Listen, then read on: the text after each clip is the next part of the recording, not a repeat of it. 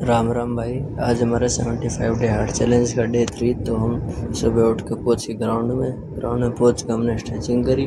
Stretching के बाद कर दी अपनी रनिंग शुरू। रनिंग के बाद हमने एक स्प्रिंट मारने के बाद हमने मारी बैठक भाई 100 बैठक मारी। 100 बैठक के बाद हमने करी पैरा की एक्सरसाइज, लंजेस मारे। फिर हमारा सुबह का वर्कआउट हो गया ख़त्म। फिर हम शाम में वर्कआउट कराने गए। शाम के वर्कआउट में आज हमने पासिंग बॉल खेल ली, जिसमें बहुत स्टेमिना और फुर्ती चाहिए हुआ है। फिर पासिंग बॉल के बाद हमने अपने वेट की एक्सरसाइज करी, 3 डाल की।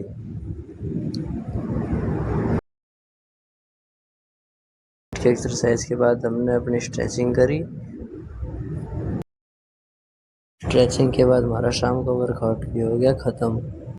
फिर नहा धोकर हम बैठ गए उपनिषद पढ़ने। आज हमने पढ़ा यस्तु सर्वाणि भूतानि आत्मन्येवानुपश्यति सर्वभूतेषु चात्मानं ततो न विजुगुप्सते।